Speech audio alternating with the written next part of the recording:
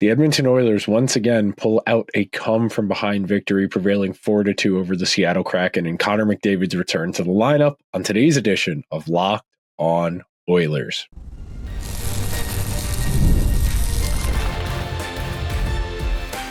You are Locked On Oilers, your daily podcast on the Edmonton Oilers, part of the Locked On Podcast Network, your team every day. Hello, everyone, and welcome to this Victory Tuesday edition of Locked On Oilers. I am your host, Nick Zararis. I want to thank everyone who's making Locked On Oilers their first listen of the day. Locked On Oilers, a part of the Locked On Podcast Network, your team every day. Today's show is brought to you by FanDuel. Super Bowl 59 is here, and there's no better way to make every play more exciting than with FanDuel Sportsbook. New customers can bet just $5, and if you win, you'll score $200 in bonus bets. Download the app or head to FanDuel.com to get started. On today's show, breaking down the come-from-behind victory against the Kraken, the value of momentum, and even if it's not a material statistic, you can definitely feel the way momentum swings within a game. Calvin Pickard, once again, picking up a victory in a crucial game. And then a little bit of a conversation about how styles make fights. And that's where we're going to start on today's show. And these teams, the Kraken and the Oilers, they play very differing styles of hockey for today's game. And one of the beautiful things, I think at least, about the sport of hockey is that we have yet to reach maximum efficiency in terms of style. When you look at the other North American sports, and you could even lump soccer in here as well, you can put some of the motorsport leagues, depending on which one you're talking about in this conversation as well. There's kind of a certain way you have to design your team to play to fit within what the era of the sport is asking you. You know, in today's NBA, you got to have four guys who can space the floor and shoot reasonably to have good offensive spacing. You need threes just to keep pace. In baseball, we know we no longer live in the world of batting average and stolen bases. It's about the home run. In football, it's about efficiently passing. It's about hitting your chunk plays, not turning the balls over. And then in hockey, we don't have that. There is no one way to successfully play. You can play an up and down tempo style, relying on zone entries and transition and moving things along in a way that the Avalanche did to win a Stanley Cup. Or you can do what the Florida Panthers did and grind your opposition into a pulp, and get pucks in deep, force them to defend. And that's what made this game interesting, because although I never really felt that the Oilers were in danger of losing this game once they got on the sheet. Once they made it 2-1, I felt reasonably okay that they would be able to muster up the requisite offense to win this game. But Seattle, to their credit, made the Oilers uncomfortable at points in this game. I thought they did a really nice job, the Kraken, of putting Evan Bouchard under a lot of pressure. And I know there's a lot of conjecture around Bouchard for varying reasons. What level, what caliber of defenseman he is one of them. If he deserves to be the Alex Pietrangelo replacement for Canada for the Four Nations face-off next month. There's a lot of conversation, and Bouchard fits amongst that popular and emerging archetype of the right-handed puck mover who's not great in front of his own net, who's susceptible to strong forechecking because they're not typically on the bigger side. You could put Quinn Hughes in here, even though he's left-handed. You would say Cale Makar, even though he's tall, not particularly physical. Adam Fox fits in here. Noah Dobson fits in here.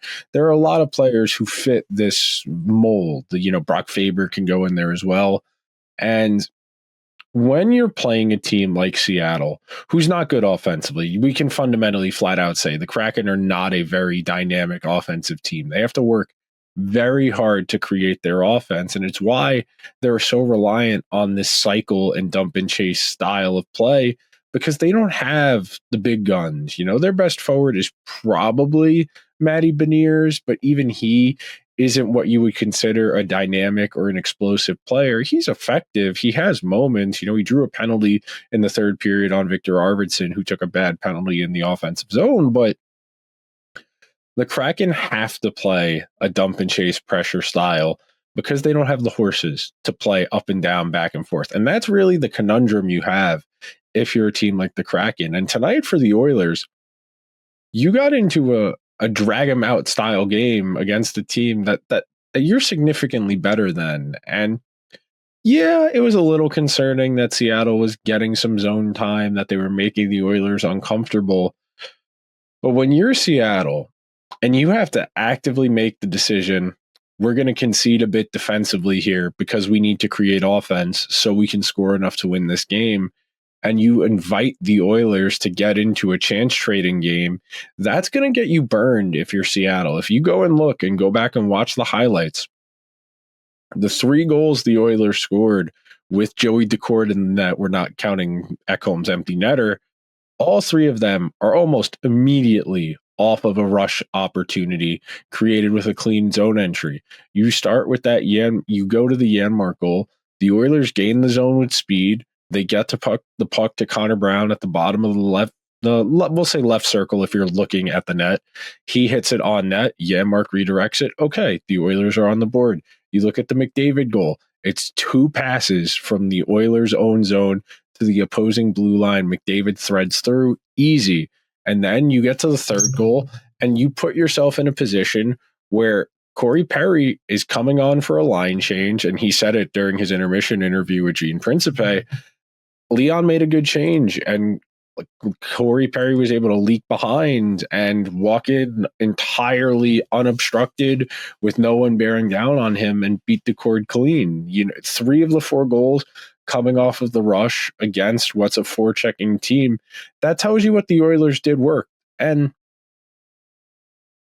you're going to have give and take. And it's hard to wrap your head around it at times because of the way we talk about hockey, and we try and talk about hockey the way we talk about the other sports, and the other sports don't have the degree of variance within the game that hockey does. So it makes it difficult at times to draw conclusions and to make generalizations about the game, even though here on Locked On Oilers, we're not in the business of generalizations. We're very much in the business of getting in the weeds and being as specific as possible. And the idea of styles making fights, and if one style can consistently prevail over the other, does that mean you've reached a more efficient way of playing? And I do think there's something to that argument, that because the Oilers are a strong transition team, because they have high-end players, they have more opportunities to break what would be a strong forecheck. And when you play a team that's great at forechecking, you think about the Stanley Cup final, you think about the series against Florida. When you force a cycle team like the Oilers, a transition team like the Oilers to play a little bit slower, you muck them up coming out of their own zone, it starts to wear on them, and it forces them into mistakes. And the Oilers made mistakes in this game, even though they were largely in control. And a lot of them were just the byproduct of Seattle forechecking. So you give the Kraken credit, and look, the Kraken are not a great team. They are very much an assembled island of misfit parts. There are interesting players there. They've taken some upside gambles on pieces like Tolvanen, Oliver Bjorkstrands. They've brought in some pieces that were exiled from other places. Capo Caco comes to mind as well. They've drafted a handful of guys. We're still waiting to see what exactly Shane Wright is. Matty Beniers looks to be a decent top 6 player. But the Oilers were really able to win this game more on talent than anything. So we're going to take our first break of today's show. And when we come back, we're going to tackle the Oilers penalty kill standing tall and really swinging this game, and a wider conversation about momentum right after this. So be sure to stick around. Super Bowl 59 is here. One game. The Kansas City Chiefs, the Philadelphia Eagles, and endless possibilities. There's no better way to make every play more exciting than with FanDuel Sportsbook. Whether it's predicting the first touchdown, calling the MVP, or even betting on the coin toss, FanDuel makes it easy to get in on the action. With live betting all game long, it's easy to adjust your bets as the game unfolds, and you can feel the thrill from kickoff to the final whistle. The live betting feature lets you stay involved no matter what happens, and the app's super easy to navigate. Plus, You can bet $5 and potentially win as much as $200 in bonus bets for the Super Bowl. That's the icing on the cake. Chiefs, Eagles, the Chiefs, 1.5 point favorites with the chance to go for 3 straight championships. If you want to get in on the action, download the FanDuel app or head to FanDuel.com to get started. Bet just $5, and if you win, you'll score $200 in bonus bets. That's FanDuel.com. Bet with FanDuel, official partner of Super Bowl 59. Thank you to everyone who is hanging out here on this Victory Tuesday edition of Locked On Oilers, where we are breaking down the Oilers' 4-2 win over the Seattle Kraken. And momentum is a nebulous idea. It's entirely the product of describing a feeling. There is no statistical proof that momentum exists. In fact, if you talk to math people, if you talk to statisticians, they fundamentally believe it's a fallacy, that people believe something that isn't there because of something that isn't tangible.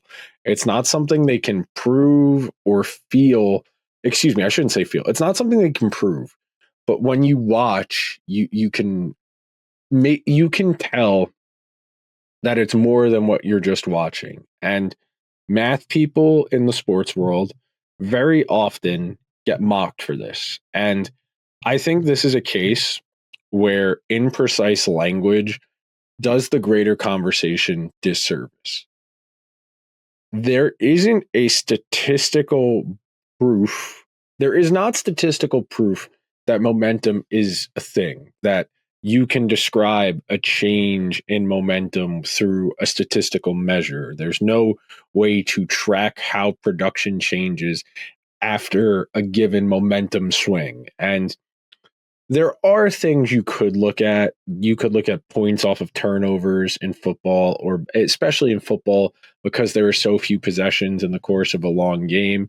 You could look at it in a hockey sense, what we're going to talk about right now, killing off a penalty successfully, which the Oilers did multiple times in this game at inopportune times. That first Seattle goal, it is a calculated risk for the Oilers to go to the video review room there on a not that clear goaltender interference. And the broadcast made it seem a little bit closer than it was, for my opinion. I felt pretty strongly that it was Brett Kulak who would push the Kraken player into Calvin Pickard, and in that case, goaltender interference is not on the table.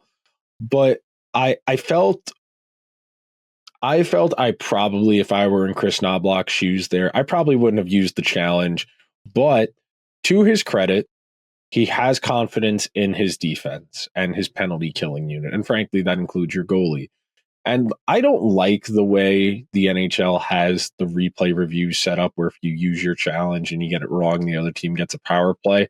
I feel like if the goal is to get it right, we want to get it right. We don't want to penalize teams for trying to make things better. I don't think that's a particularly fair way to adjudicate rules, but that's a different conversation for a different show. But as far as the kill in this game, the kill gives them multiple chances to find ways to get in the game. And the reason I ascribe this phenomena to momentum is the situations in which the Kraken fail and the way that the Oilers were able to kind of respond, bounce back, whatever word you want to use, to the adversity within that given game environment, we'll say, of the 4-on-5, because the Oilers are not what I would classify as a great defensive team. They're not a shutdown defensive team.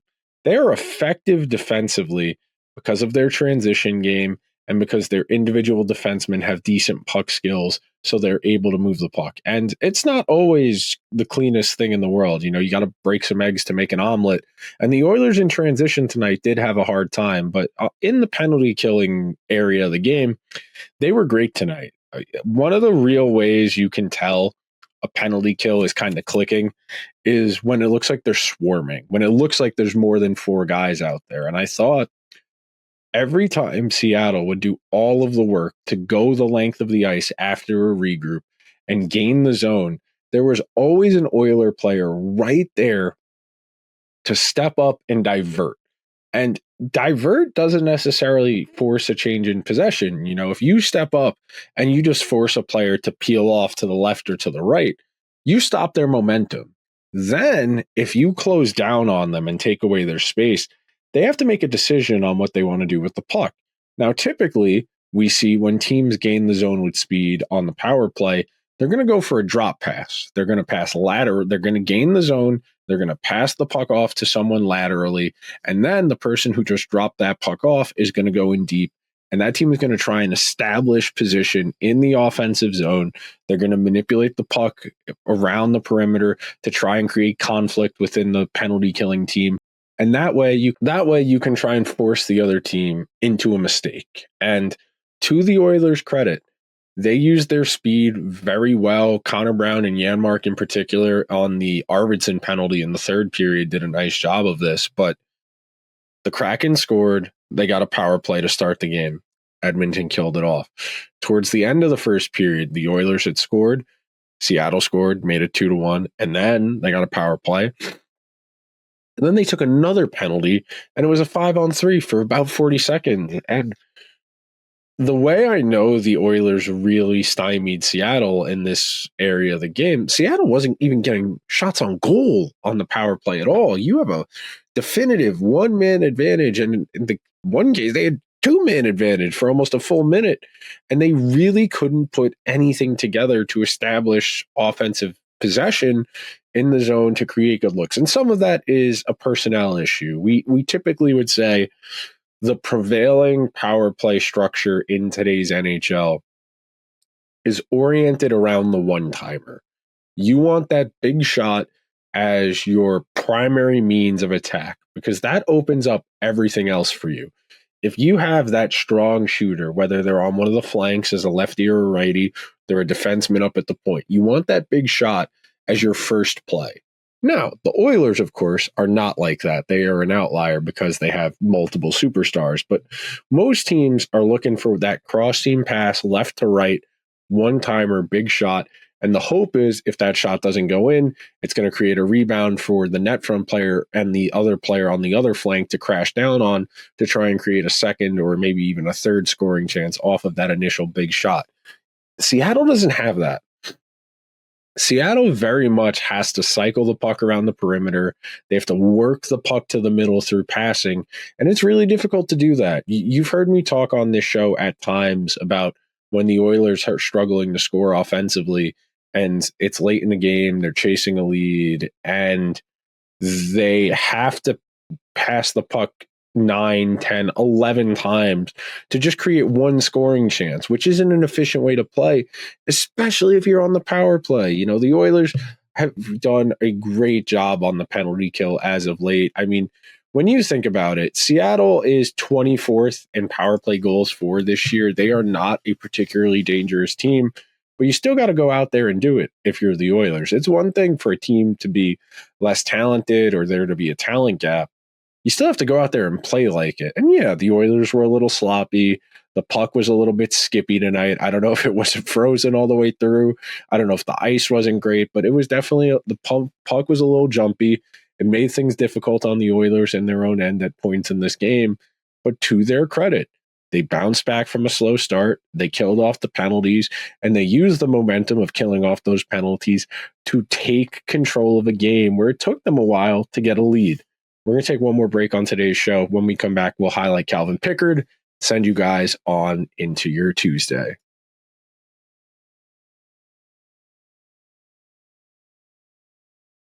Thank you to everyone who is hanging out on this Victory Tuesday edition of Locked On Oilers, where we're recapping the Oilers 4-2 win over the Seattle Kraken on Monday night. And Calvin Pickard is not a long-term solution. I don't think anybody is under the illusion that if something were to happen to Stuart Skinner, the Oilers could bank on Calvin Pickard as a long-term starter. Calvin Pickard is definitely what you would consider a fringe NHL backup. All of that said, The Oilers have consistently won in games he started this year. And wins, want to get this out there, wins are not a goalie stat. Wins are a team stat. And as last year, the last 2 years will tell you, Alexander Georgiev led the league in wins each of the last 2 years, who ultimately was exiled from the Avalanche and deemed such a liability that they could no longer go forward with him, even though he's won a lot of games over the last few years. So I'm not here to give some grand ringing endorsement of Calvin Pickard or Stuart Skinner for that matter, but for the Oilers to have Pickard, who they feel reasonably confident in, that they can play functionally in front of him, that does matter. And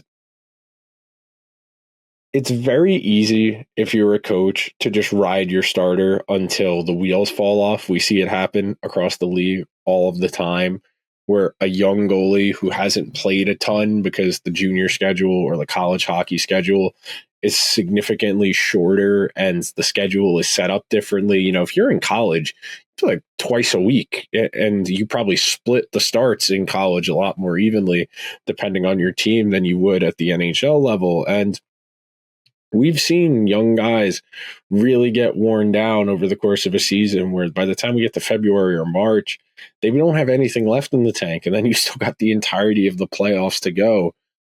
But Pickard, again, was reasonably solid tonight. You would say you probably want the second Seattle goal back because he got down so late on the Vince Dunn goal. He just didn't see it cleanly. And it takes a funky bounce, which you give your goalie a little bit of grace for that. It hits McDavid on the way in, and what looked to be a skimmer where the puck was barely above the ice, it hit McDavid on the way in, and then it elevated. So, yes, Pickard was slow getting down to begin with, and then because it got redirected, elevated as opposed to staying low to the ground, he missed it entirely. And Pickard's got 13 wins already. Pickard has made 16 starts this year. He has 13 wins. We're not even in February yet. Last year, the number one backup goalie in terms of wins, and I'm not counting guys who were in tandems. You know, Philip Gustafson and Marc-Andre Fleury, I'm classifying that as a tandem. Charlie Lindgren, Charlie Lindgren's not a backup last year. I'm looking over at the leaderboard from last year now, but a lot of the guys ahead of him, of Jonathan Quick last year, are guys who played in tandems, you know, like, and I don't want to mislead. I want to be reasonable when I use that statistic because Pickard is well on his way to eclipsing 18 wins this year. If the Oilers maintain what they've done this year, where every third start, two out of three, or the second half of a back-to-back goes to Pickard, he's going to have 18 to 20 wins as a backup. And I think that is really one of the benchmarks of a good regular season team, is that your backup goalie has a good record. And of course, there are exceptions to this. You know, if you're one of the teams that is able to bring along a prodigious prospect goalie in the shadow of an all-time great, you know, you think about what the Predators did with UC Saros behind Pekka Rinne, what the Lightning did with Vasilevsky behind Ben Bishop. You would say what the Rangers did with Shesterkin. When you have that opportunity, that's a little bit different. Pickard is very much in the journeyman archetype. This is not somebody who has a ton of NHL games. This is not somebody who's really been a starter all that often in their career, but he plays enough and he gives the team around him enough confidence that they can still win with him, that his lack thereof of high-end skills or of frankly a proven track, all that proven track record, that's enough. And it's weird because I am always trying to get to the bottom of a question. And earlier in the year, there's an episode from sometime in November where I did an episode comparing how the Oilers play in front of Skinner versus in front of Pickard. And they played better in front of Pickard in most of the key statistics between scoring chances, shots on goal, expected goals, high danger chances. I want to go and look at those now that we're, 40 some odd games into the season. I think I'm very curious to see if those numbers still bear out or if the Warriors have stabilized a little bit more. But when you're a team that has a backup goalie that wins a lot of games, That is a ringing endorsement of your team and its philosophy. Because if your backup goalie, again, with the exception of the young guy you're really high on bringing along slowly behind an already good one, if you win a lot of your backup goalies games, that tells me you have a really good team. Because if your backup goalie was that talented, he wouldn't be a backup goalie.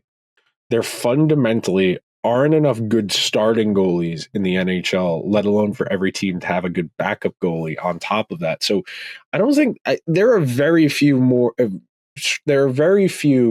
indicators more indicative of a quality team than a backup goalie with a good record. Because if your team can play well enough in front of them that you can nurse them along to 15 to 20 wins for someone who doesn't have the goods to be a starter, that is a really good sign of how quality your team is. And going to your backup goalie that one start a week or the second half of a back-to-back, sometimes that's dreadful.